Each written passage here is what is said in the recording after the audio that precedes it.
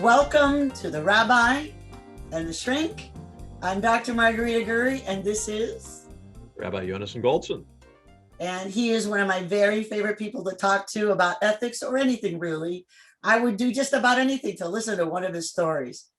Today is podcast number 9. We're working on service. Rabbi, please kick it off. What are your thoughts on service?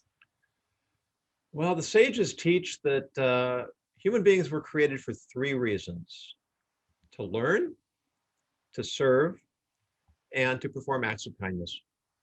Really? Really, I don't make these things up. All right. So we were created for those 3 reasons. So why do we learn? Because learning is the way we are informed. That's how we educate ourselves. Learning doesn't just mean book learning either. It means learning from experience. It means learning through association with people of quality, people of wisdom. And learning is the process of continuous growth. And that's how we develop into intellectually, emotionally, psychologically mature individuals. Acts of kindness, I think that kind of goes without saying. We are here to be good, and we are here to extend that goodness to others. So the middle one, to serve, what does it mean to serve? It means that our lives have to have purpose. We have to have a sense of direction. We have to have ideals. We have to have values. We have to connect ourselves to something greater than ourselves. And the Hebrew word for service, which is avoda, has another meaning. It can also mean labor, because service is meant to take effort. If it's effortless, if it's natural, if it's without struggle or toil, then it's not really an act of service. If I do something for you that you like, that benefits you, you are served, but I haven't really changed if it just came naturally to me. If I'm simply going with the flow, if I'm simply doing what comes easily and what comes naturally, I'm not changing, I'm not transforming. And service has a double benefit. It benefits others, but even more fundamentally, it benefits us. Because when we serve, we develop into better versions of ourselves. I agree. And it sounds a lot like our discussion on trust, that there's those two aspects of trust, that we are trustworthy, but that we also inspire trust in others and hold them accountable to be trustworthy as well. Well, I love what you had to say. That's really kind of interesting. So let me dive deep. So let's say that there is a husband and a wife, and she always just wants the same thing every morning. Please make me a cup of coffee. It's not hard for him. He's going to drink a cup of coffee anyway, and it's no big deal to bring it. So does that mean he doesn't get any good points, or what? It didn't take him out of his way. He was going to do it anyway. To me, that's still a lovely act of service because she didn't have to make the coffee. So what do you say, sir? Well, this could take us into a very deep dive. Well, good. I like the deep dive. And let me approach it by talking about something that first doesn't appear to be related. And I'll pose you, and this can be a sort of general ethical question. Let me phrase it as a question. If you're walking down the street and you drop a coin or a dollar bill, and a poor person picks it up, do you get credit for giving charity? Interesting question. The sages say that you do. I think so too. On the other hand, they also say that if a poor person approaches you and asks for charity and you have nothing to give, so you give a kind word or you give a blessing, you are also fulfilling the precept of charity. And when I contemplated this, that was kind of interesting, because in one case you gave nothing, but you had good intent. You acted on the intent, but not in a way that tangibly benefited the recipient. You get credit for that. In the other case, you did nothing conscious. You don't even know what happened. There's no effort whatsoever. and not even awareness. And yet you also get credit. So this illustrates the two different aspects. On the one hand, if I benefit somebody else, then that is a charitable act. I've got the person has what he or she needs through me.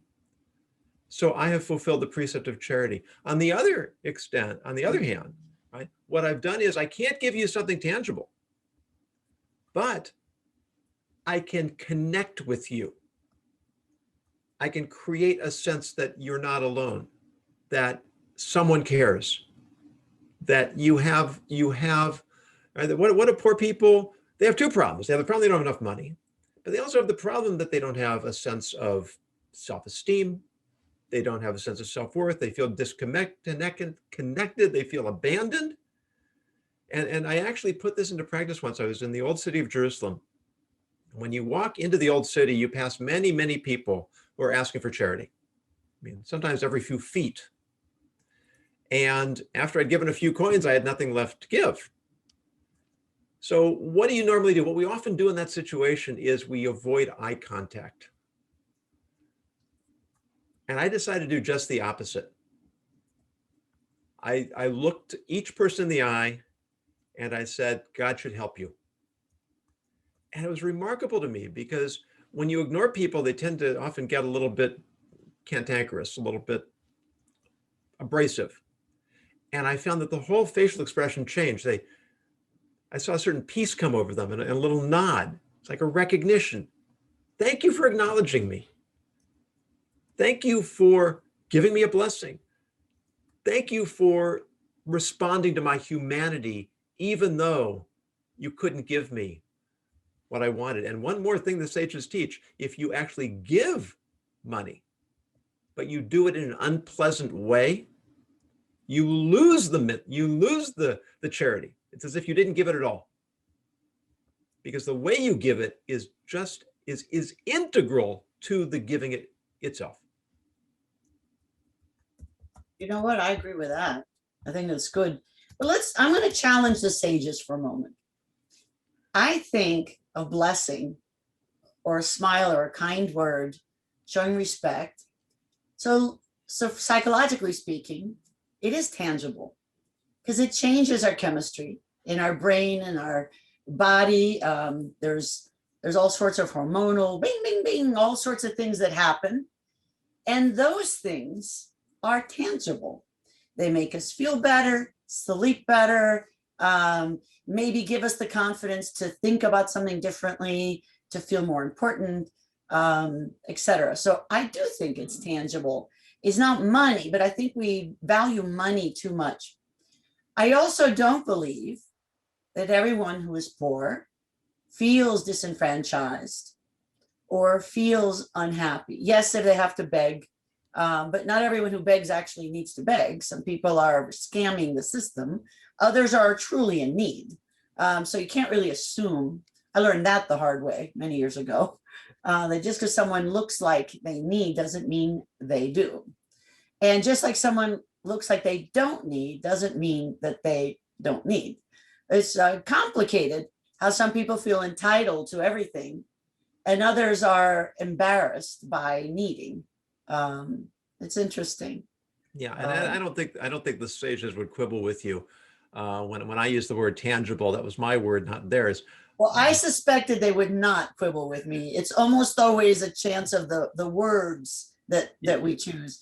So what would they say about the tangible gift of a blessing or a smile? Well, it's something that it's not something that we externally can't quantify. Yes. For me as the giver, I can't quantify what my smile accomplishes or what my kind word or blessing accomplishes. If we have a team of doctors on staff with the proper equipment, they may be able to measure all the physiological changes that are going on in the recipient. And those are very real. And that's the sage's point, is you have given somebody something of value, even though it doesn't appear externally to be measurable. And that is that's a principle that goes everywhere, that just because you don't see an immediate effect to your actions does not mean that they're not substantive, does not mean that they're not tangible. Isn't that the truth? That whole thing about being of service. It's tricky, the idea of serving others and being of service. Did you ever see Made in Manhattan with that beautiful Jennifer Lopez? I did not. It's a cute rom-com, and there's a scene in there where they're talking about service. She's a maid, and then she's talking to the head guy, and I forget his name, but basically he says to serve people takes dignity and intelligence. And then she said, although we serve them, we are not their servants. And you know that the whole idea is that what we do does not define who we are. What defines us is how we rise after falling. So the whole idea of giving, and whether it's forced giving or, you know, the whole thing of obligation and roles we play, what do you say to that? If let's say, like, for instance, I was on a train 2-3 years ago, and I like to go on them with my grandchildren. And there was a porter there who went out of his way to be so kind and thoughtful to my grandkids. He was clearly being of service. Yes, it's his job. Yes, I gave him a massive tip, but I do not believe that's why he did that. He had the spirit of giving, and I think that's what made him such a happy guy. What do you say to that? It's my job to serve. I'm being of service. Does it count less? No, there's a story that Simon Sinek tells that I've told over many times, which I think is incredibly instructive. He talks about a time when he was staying in, I believe it was the Four Seasons Hotel, and he went into their coffee shop. I don't know, it was a Starbucks or something else. And there's this fellow working behind the counter who was just incredibly gregarious. He had a sense of humor. He was chatting with people. He was making, everybody in the place was smiling and laughing and having a great time because of the personality of this fellow working behind the counter. And so Simon Sinek asked him, do you like your job? He says, I love my job. He says, what do you love about it? He says, my bosses come in and they say, how are you doing? They know my name. They ask me if I need anything, if there are any problems, can they help me in any way? He said, in the afternoon, I work in a different hotel coffee shop.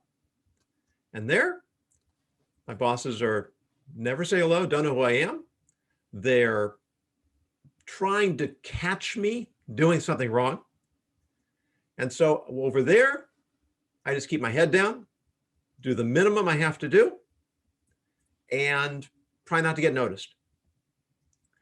And so he points out, you've got the same guy doing the same job in two different places, probably getting the same pay in each place. And it's a completely different customer experience. Because in one place, the bosses have created an environment that promotes a spirit of service. And in the other place, they've created an environment that suppresses that. If So that I is have a job to do, yeah. How I do that job is I've got minimum duties, but I'm going to put myself into it, or am I not? It depends on my level of commitment, and my level of commitment is going to be very often a response to circumstances around me in that environment. And that's the servant leadership. And that actually goes back to your original question, which I never got around to answering, about the husband who's making coffee for his wife. I remember. Yeah. I knew I was trying to get back to something. You know what, you and I, we take a long stroll, but we always get back to it. It's a long and winding road, right? Sounds like a good name for a song. My point is that when we perform acts of service, we transform ourselves. And so when we start, that's when the real transformation begins. At some point, it may become so natural that we're not really working at it anymore. We still get credit, so to speak, for the initial effort we put in. It's like learning, here's an example that I never mastered, learning to dance. And then we were just talking about this earlier. As I love the example of the what you can learn from ballet. How much effort goes into making something look effortless? Right? Once it looks effortless, I mean, certainly the ballet dancers who have been doing this for years, they're not working as hard as they were when they started. Because it's muscle memory, it's experience, it's developed. It still goes back to that effort that they put in the beginning. Yes. However, when it comes to personal development, we can't rest on our past efforts. We have to look for ways to set the bar higher. Maybe the husband says, honey, I was at the store and they had this new flavor of coffee that I thought you might like. So I got it to see if you would enjoy it. Maybe he puts a little Post-it note on the coffee cup with a smiley face. It says, good morning, sunshine. Because you can take that cup of coffee and you can embellish it, you can embroider it, you can transform it in any number of ways. And that's going to make it a new experience for the wife every time she gets it. Yeah, my kids always enjoy that we would put little notes in everyone's lunch boxes. Everyone made one note, and then we would shuffle it up and put them in the lunch bags or lunch boxes, so we didn't know which one we'd get. And sometimes we'd get our own, and that was always fun because that way everyone was sharing in the moment. That's interesting. So back to the idea, though, in terms of service and giving. There's the what is the love languages? So the love languages by David Chapman talks about what kind of act of kindness or service or whatever you like. And that points out the idea that perhaps the husband in this scenario that I posed, because it's a real couple I'm thinking of, and he gets bored of doing the same thing. She doesn't want a specialty coffee. She wants the same coffee. She wants it in the same cup. She wants it in her same chair at the same time. And his act of service, I pointed out to him, is that he resists fancifying it, as he calls it. Not my term. I like that term, though, because that's what she wants. She wants the same basic thing. His act of service is not doing extra things and doing what he finds to be boring, dull, repetitive. And I think they both win. Oh, yeah. You have really just opened up a topic that is one of the deepest, most profound, and most challenging concepts and questions in all of theology. Oh, good.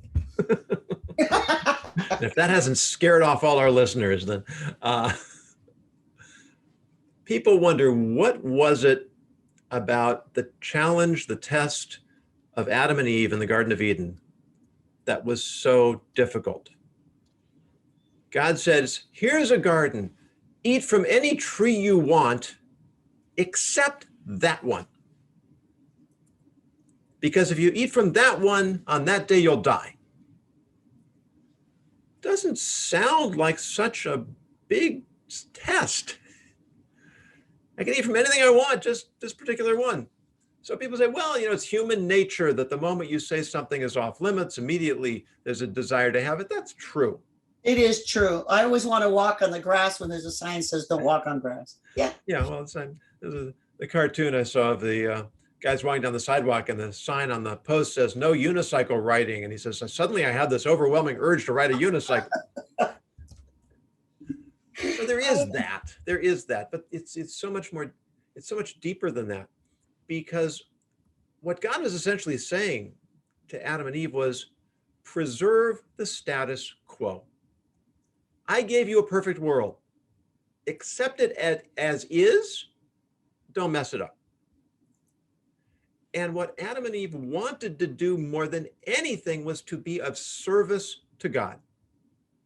That's what they were created for, to serve. And they weren't satisfied with passive service.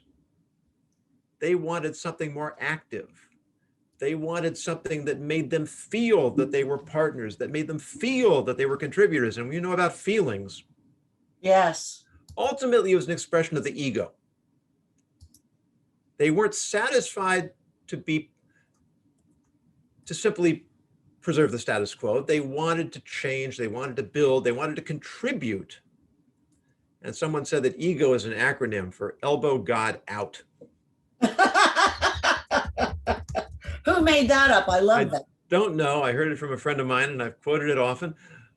And it's so instructive because it's all about me. It's what I want. And that's why I love your story about the husband who says, I'm not going to embellish the coffee because it's not about what I want. It's about what my wife wants. She wants the same cup of coffee. My active service is to give her what she wants. You ever hear people say, I don't like giving people presents that I wouldn't want myself? Why? What's it got to do with you? That's back to that golden rule that you and I were talking about, that we're beyond the golden rule to the platinum. Do unto others what they would want or find respectful, right? Exactly. And that takes creativity, and it takes thought, and it takes knowledge of the other person, and it takes getting out of myself. Yeah, it takes a lot of thought, doesn't it? And it takes self-discipline and restraint. It is very hard to think about what others want. One of the things I love is both of my sisters, Elena Guri and Irene Guri. They both are the best gift givers on the planet. They really, and both of my daughters have followed in their suits, and my daughters, Jess and Kate. And I think that is such a skill and such a blessing. But I bother them, or at least the grandchildren, because every year for my birthday, which is coming up, I want a picture of the family. I want the kids to draw me a picture of the family, all of us. That's what I want. It's really what I want. Like, I need more stuff in my life? I don't think so. They resist it. They want to buy me something. They want to do something. I want to spend time together if we can. And I want this picture. That's what I want. It is so hard for them to get that that's really what I want. They want to like do more. And I think they're like Adam and Eve trying to change it, but thank goodness they don't have to worry about eating from a forbidden, tree. But that's interesting. So I had another thought when you were talking about the idea of boredom and status quo. Many, many years ago, my cousin and one of my dearest friends, Maria Anderson Evangelakis, married her husband, Ted Evangelakis. Well, Madi is one of the most ethical people I know, and she's been on service. She's been on a commission. She was a commissioner for a long time in Coral Gables, Florida. She's an amazing heart, soul, brain person. Totally amazing. The thing that sticks out for me is that Ted is Greek Orthodox. And if I remember it right, and if I'm misquoting it, someone will correct me, but during their wedding ceremony, they had to go around the altar twice because it was part of the blessing that part of marriage is doing boring, rote tasks together with joy in your heart, that was part of the blessing of being married and one of those solutions for staying married. And I love that idea of creating a status quo, even in part of the wedding ceremony. So I hope I got it right. If not, it makes a good story anyway. It actually reminds me that in Judaism, we have what are called segulas. I haven't found a really good translation for it, but they're sort of like auspicious omens. They're things to do that beget goodness to the one who does them. And so they say that on the Sabbath, a man wears a prayer shawl. We really wear it every day of the week, but on Sabbath, we tend not to fold it up and put it away after the morning service. It stays out. And so it's a segula. It's an omen for a happy home if the man puts away his prayer shawl right after the Sabbath. So a newly married young man was asking his rabbi about this. And his rabbi said, there's an even better segula, a better positive omen for a happy home. That's help your wife with the dishes after the Sabbath is over. Now, the whole point of putting your prayer shawl away was that as men, typically, the moment we're done with something, we forget it exists. So I put my prayer shawl down when I'm done, it suddenly disappears from existence. And, in fact, mine is still sitting in the living room right now. Must be nice. Must be nice. And what the idea is, get out of yourself. Think of the home traditionally was the woman's domain. And don't leave my clutter around waiting for the maid to pick it up. She's not the maid, she's my wife. And in the same way, be sensitive to what I can do to help preserve the orderliness of the home, whether it's putting away the prayer shawl, whether it's washing the dishes, whether it's picking up my own socks. It's simply having that awareness. I want to do whatever I can so that my wife has the peace of mind, not just my wife, my partner, my friend, my spouse, the people who share my community, that they have the peace of mind living in their own home, in their own community, so that we can all have a greater sense of peace and orderliness in our lives. I love that. And your office looks beautiful. It looks nice and tidy. You did good, huh? A lot of effort went into looking so tidy. Well, there you go. It's too easy, drill sergeant. Everything else is off camera. So that's the advantage of an angle, right? So this leads to me one of my biggest pet peeves as a psychologist in the world of children and parenting. It makes me, I was going to say it drives me crazy, but that's not a good expression for so many reasons. It disturbs me to no end when parents pay children for chores and they pay them for grades. How can a child be of service if they get paid? So if you're going to do your chores and I pay you, that's okay. But let's say you don't want to do it and you don't want the money. No, I don't want the money. I'm not doing the chore. And then if I pay you, you're doing it for an extra gain. So I believe that we mess up the simple concept of service and being of service by how we cajole, force, bribe, threaten, and force these daily chores without joy. Paying a child for anything like that, they should do it because the family does chores together, because they all live and grow together, because as soon as the chores are done, we can do some more fun. Make it fun. My mother used to do the conga line. This is a woman who had been very wealthy in Cuba. She came to this country, started over with nothing, and always had some household help, actually. But when she was helping us do stuff, she was very efficient. In the morning, one wash in, the next one out. She would do 2 loads, bada bing, bada boom, smile on her face. My father would mop. Everyone would die and my mother used to have a hard time that he would mop the floors, but he said it's not beneath him, he's contributing. And he did a good job. He took pride in it. It was just really funny. He didn't need to do it, but if there was a need for something extra in between when the maid came, he would do that, which is interesting. But I think that for children, my mother would say, okay, conga line, da, da, da, da, da, da. We would all follow her, holding her shoulders or her waist, da, da, da, go from room to room and do the tidy. And in The Nanny, that reality show, The Nanny, where she helped parents who were indulgent or clueless or struggling with values or not knowing how to parent and invite children to contribute thoughtfully. One of the things that I thought was amazing was she would say, let's do a 10-minute tidy. All right, so we have some cool, some of our participants are saying, judging from what homeless people say, what about being recognized as another human being in the effect of being seen or not is charitable? So that person was supporting what you were saying. That is Charlotte. Charlotte also said, my father used to say that when one has to spend the whole day doing a job, it must be so much more gratifying to enjoy work and give other people a good day than do the opposite. Oh, I love your father, Charlotte.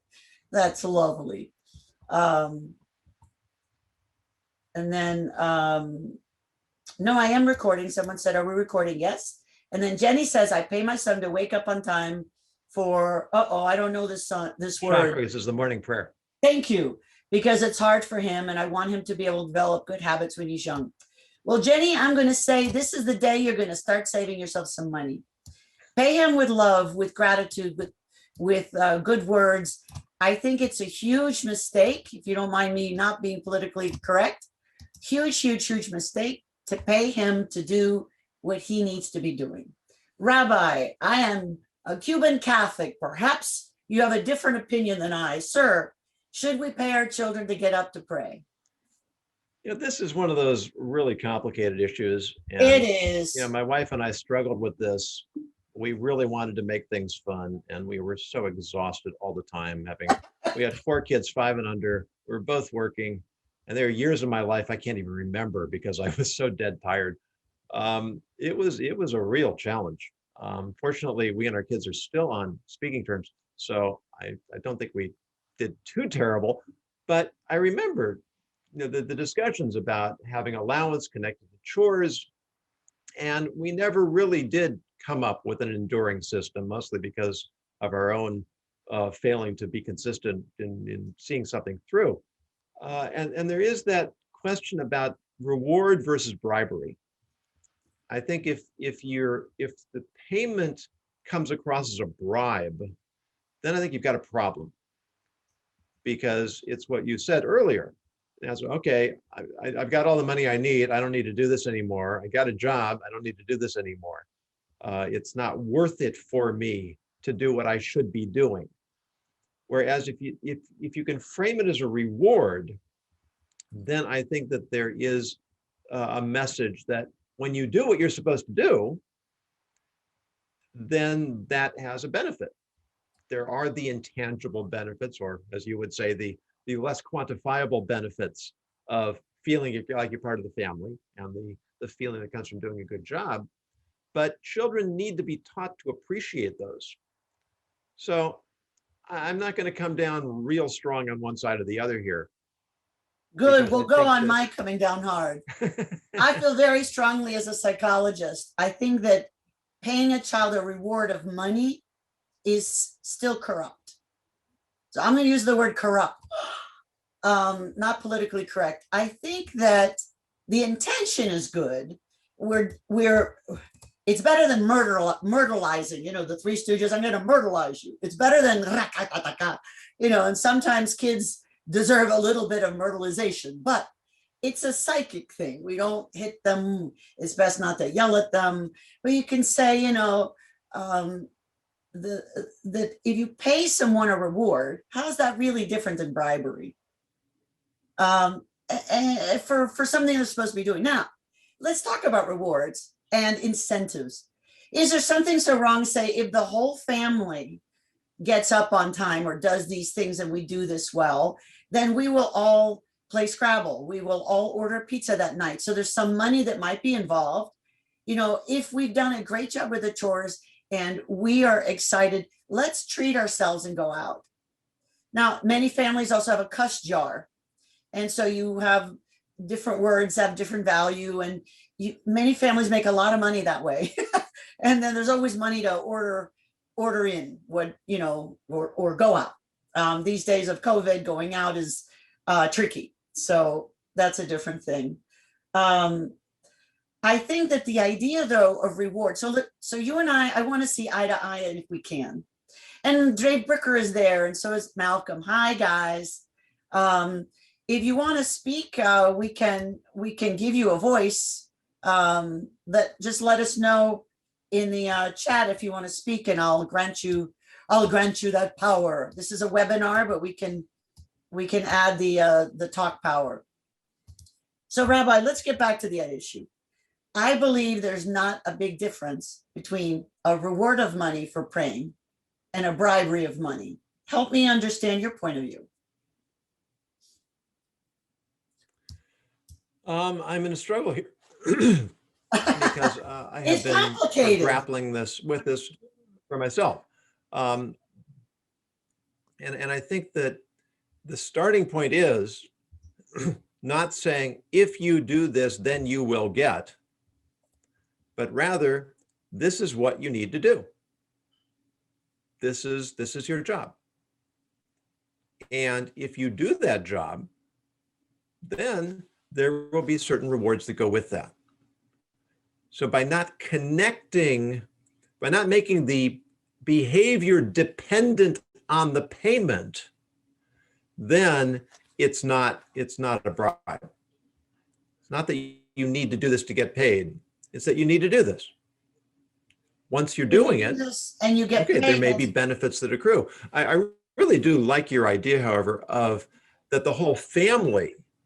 What's that? Oh, go I ahead. don't know. Go ahead. You just froze up. I hope it's not you. Well, we're having a snowstorm in Michigan, Um, so even though I I have, would. I like your idea. yeah. Oh, good. Good. So my whole idea is. I like your idea that Go ahead. the idea that the whole family works together, and if we all do our jobs, then we all benefit, because that creates the concept of community, of family, of collective responsibility. And I think those are incredibly valuable principles to be teaching They children. are, and it's Or a anyone. pain in the neck to be a parent and to be on top of all of these things. It's so much easier to do it by ourselves. It's easier to pick it up. It's easier to change the wash to the dryer. It's easier to sort the socks. It's just easier to do it by ourselves. But it is very important that, and so my philosophy is, if a 1-year-old can help the baby, they should. If a 2-year-old can help a 1-year-old, they should. Everyone should, and I'm saying the word should on purpose, do what they can. I do think it increases self-esteem, it increases competence, confidence, a sense of understanding of how important we are. The saddest part of many children who aren't asked and required to do anything at home is two things. One is they never know how important they are. And two, they not only don't know how important they are, but they feel put upon and then criticized when they don't. So they feel like it's a burden. And then when they don't do it, which we're surprised because it's not expected, when they don't do it, then we're grumpy at them and we scold them rather than say, come on, let's do this together. I think that teaching a child to do these boring, tedious jobs with joy, put music on, do the conga line, put a movie on, and depending on what your family values are, maybe some people don't do TV, whatever reason, but do something fun. Have one child take turns playing music or singing while the others are folding the laundry, whatever. Make a joyful noise. Make it an event of fun. From Charlotte. My son was very proud to be allowed to put the clothes in the washing machine when he was 1 year old. Yay, Charlotte. And if we don't get overly critical that they forgot to pull this thing out or this, if we're going to have children helping, we need to come up with systems. So maybe the things in a little mesh bag are the ones that don't go in the dryer. Maybe the things with a safety pin in the back don't go in the dryer or whatever. So we have to make it easy. So children, milk. So they have to get their milk for their cereal. Let them help set the table. We used to have this little picture. I learned this from a woman who had 9 children. And when I had my first child, she gave me a little pitcher with a cow and that it would spout from the mouth. A little gross, was fun. And so I would fill that like she had asked me to do. I called her Bubby. I don't know her real name. She was one of my favorite colleagues. So Bubby gave this thing to me and I'd fill it up. And then my children could always put that on the table and pour the milk into their own cereal. And it would be available for people's coffee or whatever, and they were doing a service. But I had to pre-fill it so that they could be of service.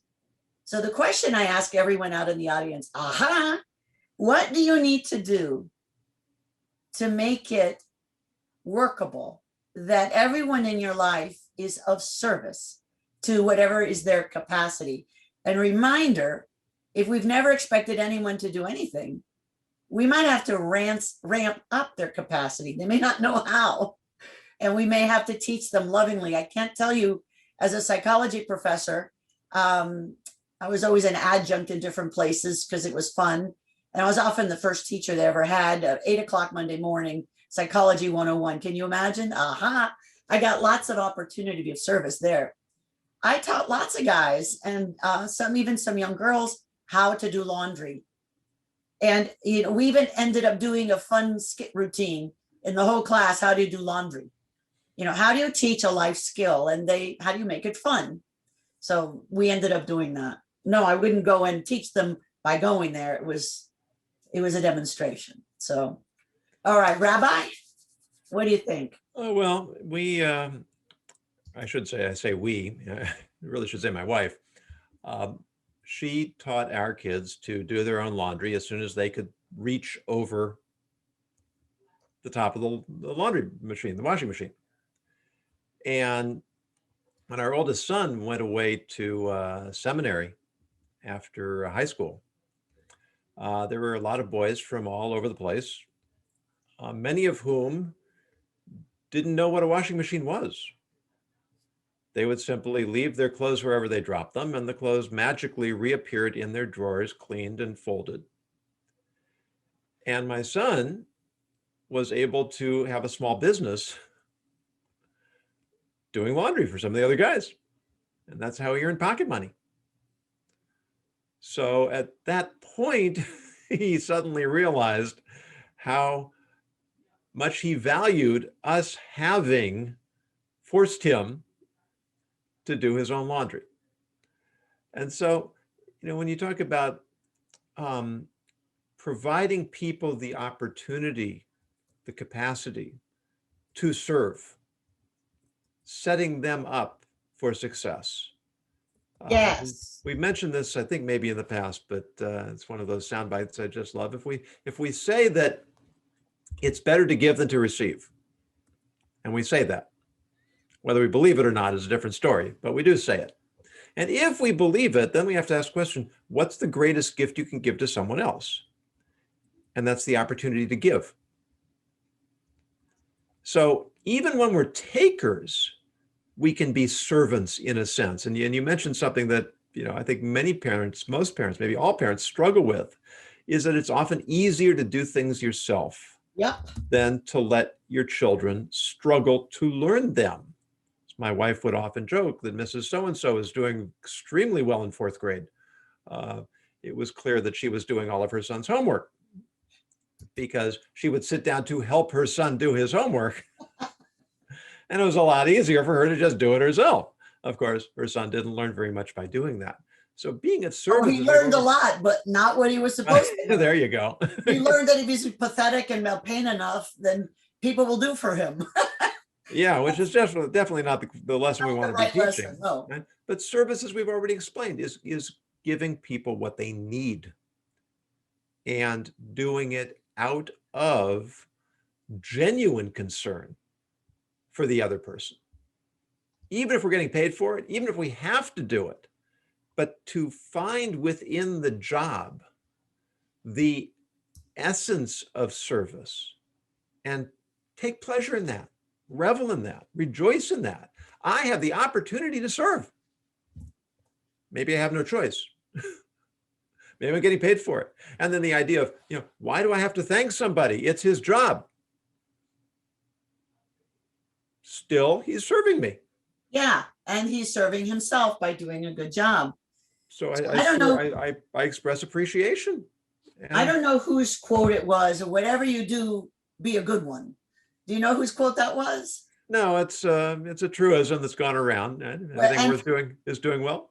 It's doing well. I like it. So we'll give credit to Ms. Truism. All right. So that'll be good. So the whole idea of service and forcing. If I have to force you to do something for me, whether you're a child or an adult or an employee or whatever, how does that tip the scales of service, the idea of forcing? Well, I suppose a lot of that is going to depend on the context. Let's talk about forcing a boy to do laundry. Again, a lot of it's going to come down to style. Yeah.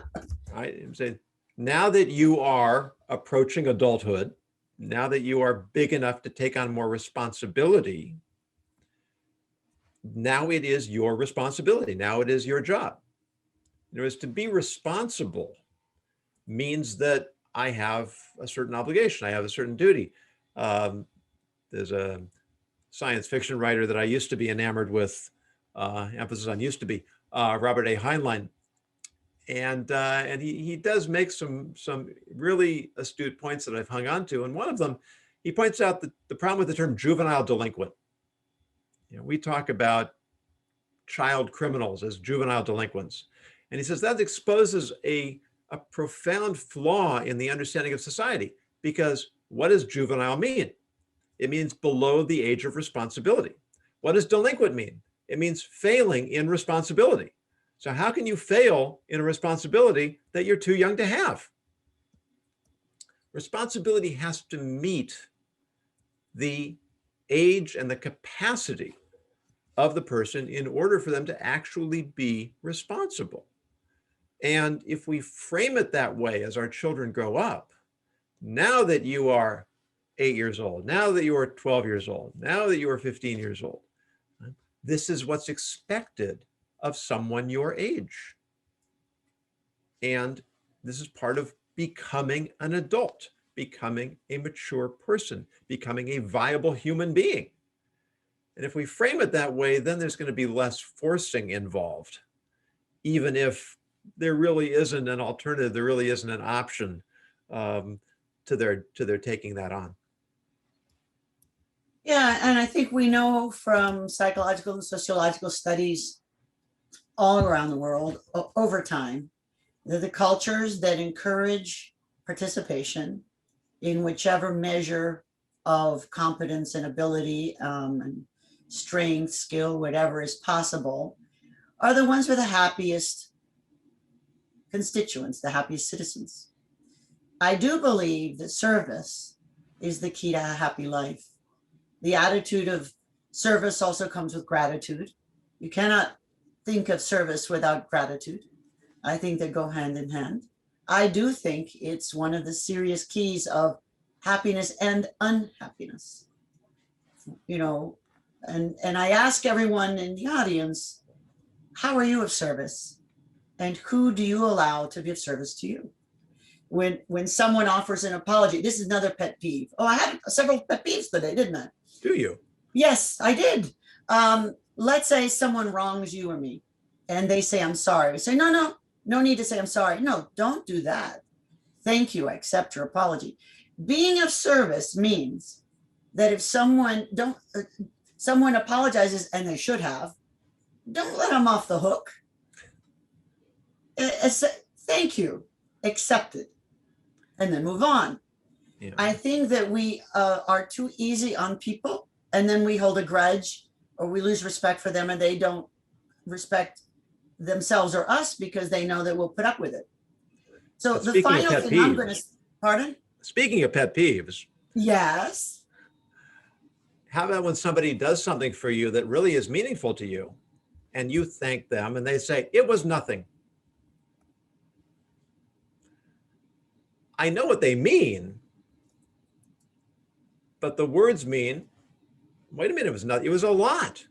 How much better to say, it was my pleasure. I'm glad I could help. You are most welcome. Don't diminish the value of what you did for another person when it's meaningful to that other person. Bravo. Perfect. Because, and in Spanish, you're welcome is de nada, of nothing. And, my bad for an apology. And then people say, no worries. And so then it's two negatives. There's a double negative. Where does that lead us? Nowhere. I think we have to, I think language matters. I think words and precision of words matter. We've had this discussion before. And not everyone has facility. My friend Dave Bricker is a wordsmith. He's funny as all get out because of his use of language. But an apology or how we talk to people when we're mad, it's super important that we develop our ethical muscles about how to speak to someone when we're mad, when we're sad, when we're disappointed, when we're grateful. So I have an assignment for everyone for this week. As you go through your day in this post-Valentine's joy or sadness, whichever you are, disappointment or happiness, think about service. How are you of service to those that you love and closest to you? And do you allow them to be a service to you? And then how do you acknowledge that service? That is my homework for the week. Rabbi, do you have homework? And then we'll do the magic word of the day. I think what you mentioned about language, and we have talked about this before, I still remember we were talking about how to give rebuke. Yeah. And I proposed something like, ask somebody, why did you do that? Why do you think that? Why do you believe that? And you fine-tuned it. You said, can you help me understand? Because even the word why can feel a little bit accusatory, can feel a little bit as an attack. So we can all always learn better how to be sensitive, because when we phrase something in a way that makes it more easily received, then we are serving the other person by giving them an opportunity to learn how they can improve.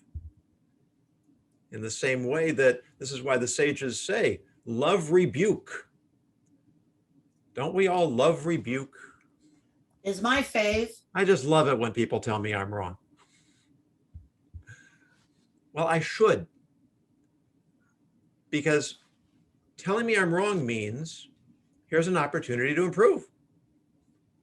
And maybe I'll take the rebuke, maybe I won't. Maybe I'll think it's authentic, maybe it's appropriate, maybe it's not.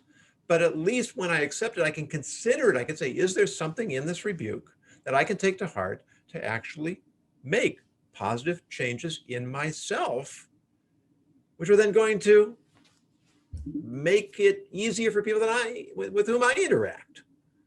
So being conscious of the words we use, and if somebody says something that offends you or ruffles you, ask yourself, what if the situation was reversed? Would I have said it the same way? How could I have said it different? How could the other person have said it different? Take everything as a learning opportunity. I agree. Be more aware. Your wife is a teacher. I mean, she knows that there's those teachable moments, but the student has to be ready and capable of whatever is being asked of them. And I think that a rebuke is only as good as it gives information that the person is capable of not only understanding and able to do, but be willing to do.